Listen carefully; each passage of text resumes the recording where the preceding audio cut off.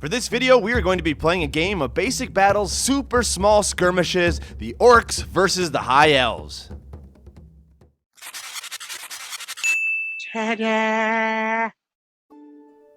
Hello gamers, Matthew here from Grey Army Gaming. Now recently I have published a rules sheet for basic battles, and in that rules sheet there is a small section that I have called super small skirmishes, and that is what we have set up today. Basically the idea with super small skirmishes is that we follow the basic battles rules, but we play on a 2-foot by 2-foot playing space with a few additional rules variations that I will go ahead and show you right now.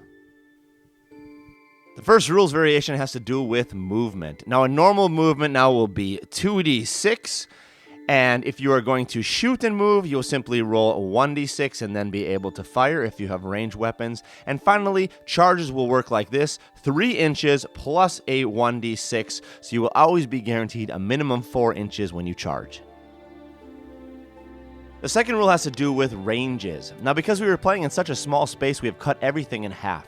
So, as you see here, 0 to 6 inches will be considered short range, a normal d20 attack and roll die. Now, if our opponent is outside of 6 inches, anywhere from 6 inches to 12 inches, that will be considered long range, 1 d20 for the attack, 2 d20s for the defense roll, and anything over 12 inches is out of range. Third, we will be using a rule for cover. If a figurine is within line of sight but is behind cover, that figurine will get a 2d20 defense roll. Now, this does not stack with other benefits, so for example, if this figurine is also in long range, he will only get 2d20 and nothing more. So what this rule does is it really forces our ranged attackers to get closer and to try to get around cover to get clean shots. And finally, we will be playing only with 2 wounds on each figurine, so that means that they will begin like this. When they take a wound, they will have 1 wound marker. The second wound, they will be removed from play. And what this means is that every single encounter is potentially deadly, but not necessarily so. And all the rest of the rules for basic battles can be found in the link below, where there's a free PDF where you can download them. Well, let's take a look at today's scenario. This is going to be a really exciting scenario. Over here on the upper right corner, we have 2 boats of orcs that are coming into this village. Now, in one boat, we have an archer and we have a regular orc boy. Up here, we have another archer and 2 more orc boys, so a total of 5 figurines. If we go down to the opposite end now, the high elves are preparing for this attack, and they themselves also have 2 archers here along with 3 spearmen. So we will be playing a game of 5 against 5, with each side having 2 ranged attackers. Alright, let's go ahead and roll off for initiative. The high elves are using the red and the orcs are using the blue die, and it'll be an 8 to 7. The high elves will begin. It doesn't look like we're going to get any line of sight, so let's begin by just running everybody up. First, spearman over on the top there, 7 inches.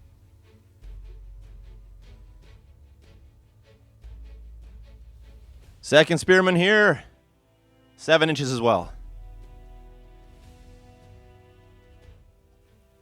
And because we have quite a few figurines, we're going to be using the 2 activation rule. So we activate 2, then the other side activates 2. Next, let's run over to here to this boat and activate both of those guys, starting with our archer. A nice 9-inch movement.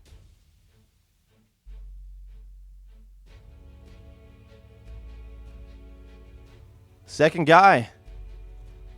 Wow, 12 inches.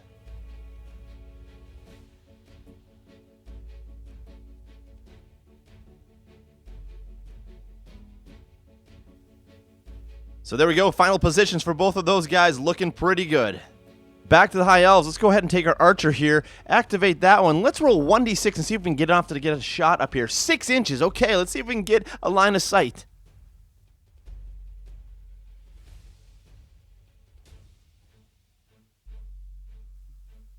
And from his perch there on top of those crates, we actually have a line of sight right through that doorway. And I made a mistake with that orc. I ran him out too far because he doesn't look like he has very much cover. We're not going to give him cover there.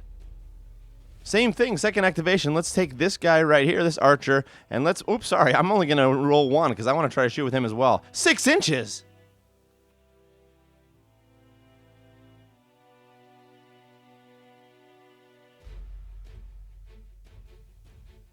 And when I get up here and look from the model's eye view, unfortunately, it looks like that orc is out of line of sight. He's not going to be able to shoot from there. Over to the shooting phase now. We're going to take a shot from this guy over to him. And now he is within long range, but still within 12 inches. So our defending orc will get 2d20. Attack roll, 1d20, and it's a 19. Defense rolls, we've got a 9 and 11, so it goes through 1 wound. A fantastic shot by our high elf. Next 2 activations. Let's go to the other boat, and the orcs are up there. Let's run the archer first. 2d12 of movement. 3.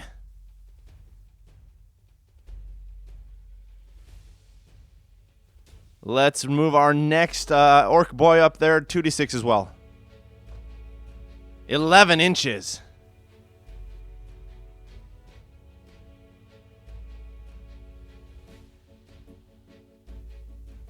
So running up into the warehouse here. Now let's run down and do our last activation for our high elves. This spearman right here, he's going to try to run up into the warehouse and meet the oncoming charge. 2d6 movement. 7.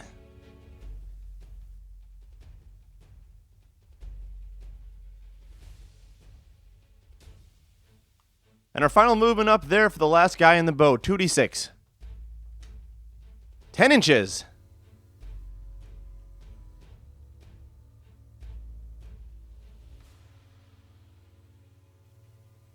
So that brings us to the end of round 1, and things are getting exciting. We have our orcs who are running over here into the warehouse. The other guys have decided to come down in this direction around the house. First blood already, 1 shot from an archer hitting that orc. Now we have got a bunch of guys over here bunched up. They are about ready to make their attack. Now we're going to have to go ahead and roll for initiative for this new round. Let's go ahead and do that. Red for the high elves, blue for the orcs. 20-6, it's going to be the high elves will begin.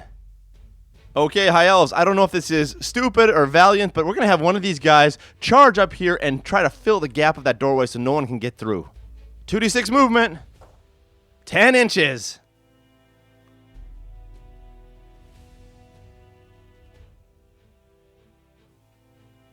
You shall not pass. All right, second activation. Now here's the question. What do I want to do? Do I shoot with this guy over onto that orc and try to pick him off on his last wound? Or do I try to bring in this archer over here and get him closer in position? Maybe he won't shoot this round, but he might be able to pick off a guy later. I don't know what to do. All right, 11 plus. I'm going to shoot with him. 13. Okay, that's it. We got to shoot. This guy's going to fire off over onto that same orc. So here we go, from this guy over onto him. We are still at long range, so 1 attack die to 2 defense dice. Here we go. All right, we got a 6 to attack. Not very good. 2 defense. A 6 and a 5. We re-roll the 6. And it's an 18. The arrow misses. Orc activations coming back. Both these guys now, this guy and this guy, are going to charge into him. This guy up here is getting sick of getting shot at, so he's going to actually move. Let's start with him. We got a 1d6 plus 3 inches on his charge range.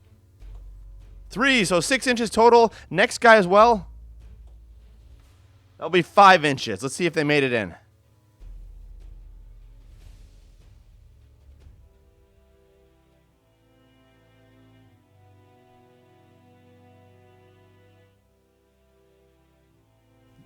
So as you can see here, only the archer made it into combat. The other guy did not have enough movement, so we only have 1 combat here.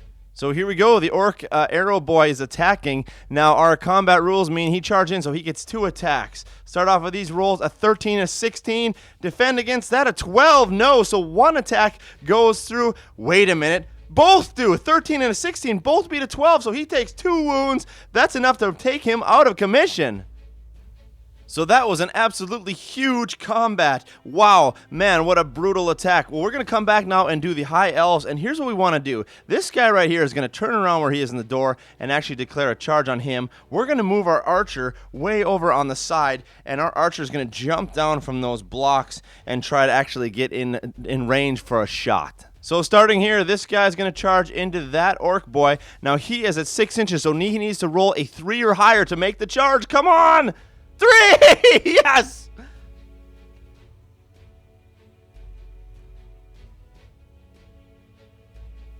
Meanwhile, this guy's going to jump down from his blocks. We're going to roll a 1d6 and then move him and see if we can get a shot off. 5 inches. Perfect.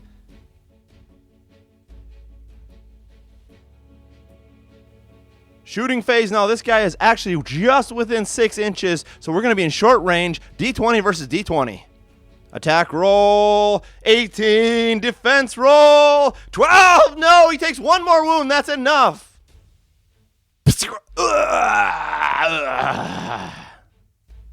Combat phase, we've got this spearman who charged into this orc boy. He's going to get 2 attacks against the 1 defense of the orc. 2 attack rolls, here we go. It's an 8 and a 2, not very good. Defense roll for the orc, coming back, and he rolled a 13, so both attacks miss. Okay, back to the orc activation. We're going to take this guy right here, and we are going to do this. We're going to try to charge into that combat. Now, this is going to be a long shot. We need to roll a 6 to make it in. Here we go, a 6 to make it into combat. 4, no, so we will move him his 4 inches. Second orc activation, we got this guy way up here, this archer. I don't think we're going to have time to get him to run through the warehouse, so let's take him south. We'll run him 2d6. 5 inches.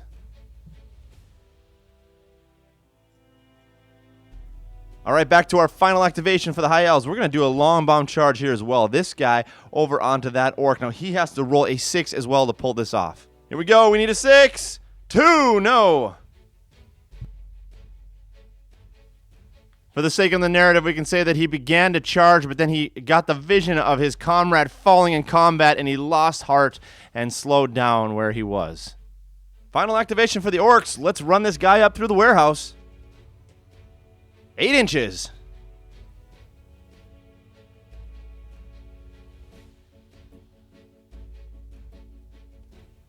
So here's how things sit at the end of round 2. Each side has lost 1 guy. Now we have got these orcs that are charging in here off to this side now. The high elves are trying to hold their position, but they are not doing great. We've got 1 more guy sliding around over here, coming around for the flank attack. Let's go ahead and roll off initiative for round 3. And it's going to be 6-1. The orcs begin. The orcs are going to start us off. No questions about it now. This orc right here is going to charge into that high elf. He failed to charge last time. The other guy is going to stay in combat, and this is going to be a massive, massive combat against that high elf. Let's go ahead and roll it off. 6 inches, no problem.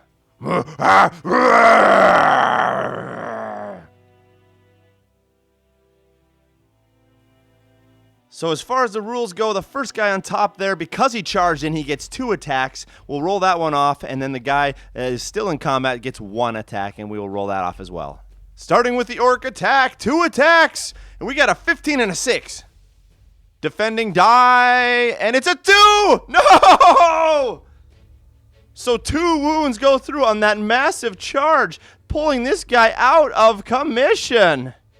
The other orc now has nothing to do. He elected to stay in combat, so as his other buddy comes and knocks down the other guy, he just stands there and growls at his enemies as they all turn and face down the rest of the high elves. Back to the high elves. Let's activate both of our archers. First of all, let's move this one archer. Let's get him a little bit closer just so that he has a clean shot. We know that for sure. Let's have both these guys now fire off onto that lead orc, and he has no cover. First attack here. We are rolling in an 11 and a defense of a 9, so 1 shot goes through, 1 wound. Second shot from this guy on the bottom. He's shooting for an 8 and a defense of an 11. No, that misses, so 1 wound. Second, let's activate this guy up here. We're going to roll a 1d6 and see if we can get him in range to shoot.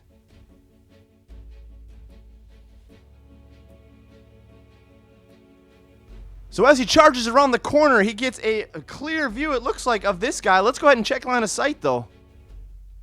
It looks pretty good. A clear, unobstructed sight view, so he's going to go ahead and fire with no penalties.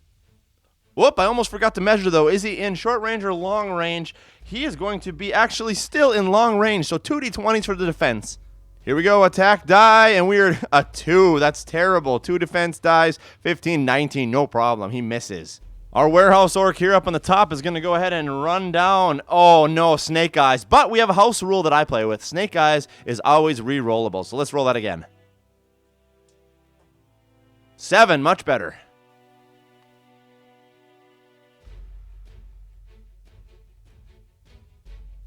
Actually, on second thought, we're going to back him up just a little bit and try to make a charge, potential charge from that high elf even harder. Hearing the laborious footsteps of the orc, the high elf spearman is going to turn, see him in the eyes, and charge him.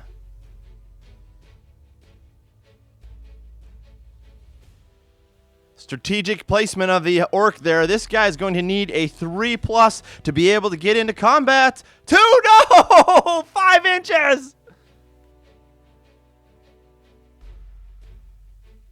So unbelievably close, but he does not have enough steam to make it all the way into combat, leaving him incredibly vulnerable. So that brings us to the end of round 3, and things are not looking good for the high elves. We had this failed charge here. Now this is going to be a massive counter charge if we get initiative. Our high elf archers are trying to hold these guys off. They were able to pick off, get 1 wound there, but man, these guys are pouring in. It looks like it's going to be a slaughter fest for the high elves, but who knows? Let's go ahead and roll initiative to see what happens. Okay, the high elves really need this. The red to the blue die. 4 to 7! No, the orcs begin again. First orc activation. We are going to charge into that high elf spearman. He cannot miss. 2 attacks now to the 1 defense. Here we go. 2 attacks by the orc. We got an 11 and a 1. Defense roll. A natural 20! So the orc charges in, and as he slashes and thrusts, the high elf spearman is able to push him off with his shield and step aside, not taking any wounds. Next charge, this guy, the wounded guy, is going to charge into that guy right there, that archer. Here we go. 4! 4 plus 3, a total of 7, no problem.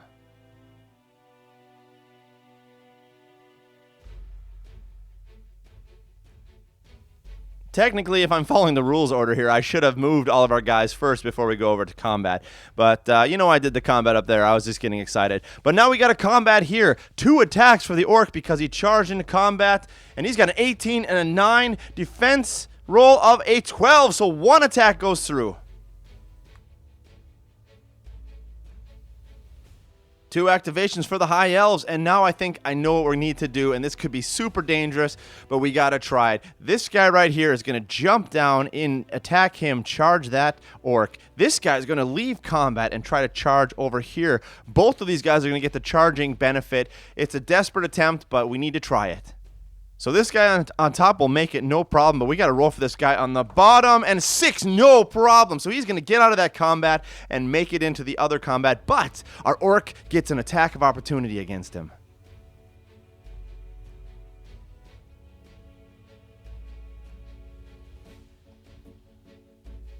So as this guy runs, our orc gets an attack, and the attack is a 16. Oh no, this could be really stupid. 19! Yes! He makes it out of combat! No! Wounds! Yes! So that was huge. Let's go over to the close combat phase now. We have got 2 close combats with 2 attacks, starting with this guy. 2 attacks on that orc, a 4 and a 7. That's pathetic. Oh my gosh. He rolls a 9. Both of them miss. Oh. Over to this combat now. 2 attacks, a 17 and an 8. A little bit better than his buddy. That's an 11, so 1 attack goes through. All right, back to the orcs. 2 activations. Let's start with this guy. He's going to charge into that high elf archer, and he cannot miss, so he'll make it in. Successful charge. Next, let's go up here and have this guy run out of combat and see if he can charge into him. We need a pretty decent roll here. 1, no, it's not going to work. So he barely is going to get out of here. 4 inches total. 1, 2, 3, 4. Not enough to get into combat. That was the worst possible roll. This guy, however, is going to get an attack of opportunity against the orc as the orc runs past him. Attacking now on a 2. That looks like it's going to miss. And it's a 6. Yes, it misses indeed. Over to the combat phase. This is the only combat we got going on here. This looks pretty bad for the high elves. First one, a 4 and a 1 on that charge. Not very good. 7. He deflects that. We got 1 more attack here in the bottom. 17. And it's a 4. No, so 1 more wound on him. And that is the high elf archer's 2nd wound, so he is taken out of the battlefield. High elves holding on for dear life. We're going to declare a charge here onto him. And we're also going to charge him out of combat over onto this guy as well. Let's see, we'll run him over here onto the side. Attack of opportunity from him when the archer leaves combat. That's a 4. That's not a good roll. And a 10. He gets out, no problem. So now we see the benefit of charging. We have got 2 guys with 2 attacks each. Let's start out with the archer here. 2 attacks, a 2 and a 9. A defense roll of a 6, so that's 1 wound goes through. High Elf Spearman now, 2 attacks, a 12 and a 6. We got to beat a 12. Tie on a 12. Let's re-roll those. We re-roll ties. 15 for the attack, and the defense is a 9. So another wound goes through. 2 wounds total in this combat. Enough to take out that orc. Final activation for the orcs. This guy right here is going to try to make a charge over onto this archer. We're going to need a high roll here. 6! A total of 9 inches will be enough. So seeing his friend topple, that orc makes a massive charge against that archer. 2 attacks, 3 and a 7, not very good. Defensive 12, no, he doesn't get it. So that is the end of round 4, and things are now looking good for the High Elves. Suddenly again, they have made a massive attack here, taking out some guys. The orcs are not as strong as they used to be. Wow, this is going to be a huge initiative roll. This could determine the entire game. Let's go ahead and roll it off. We're going to use the dice box for this one. Here we go. And it is going to be 12-4. The orcs are going to begin. 12-4. Okay, this guy's going to declare a charge into him, and the other guy's going to stay in combat because he has 1 wound. He doesn't want to mess around with leaving combat. So let's go ahead and do combat phase. 2 attacks for the charger, 1 for the guy already in combat. First charge, a 16 and a 14. Powerful attacks. A defensive 7. No! 2 wounds.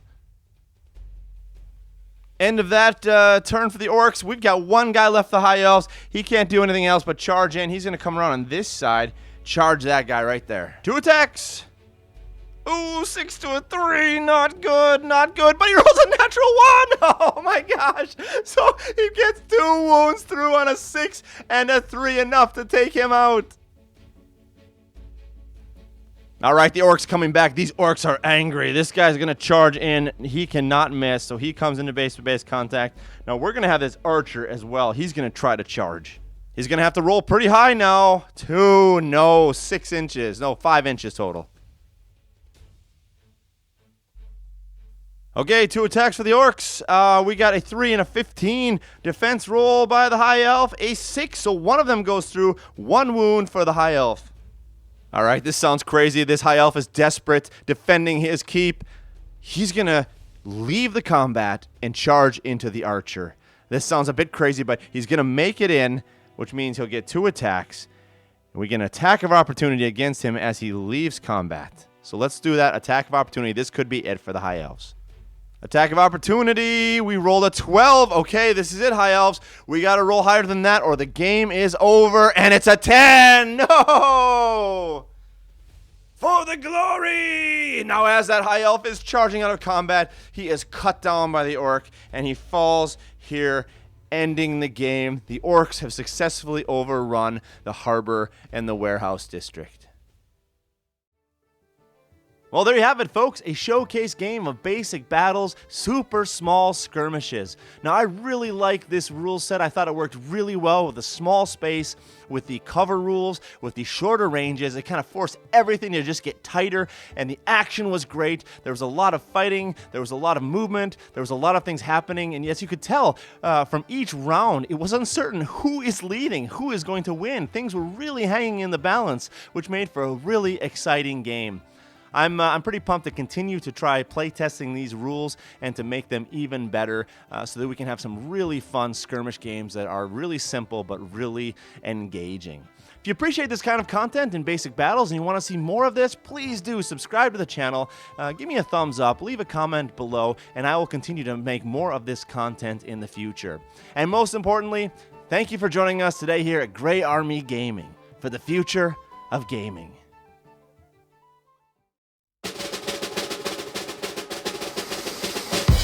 Basic Battles, tabletop games for kids.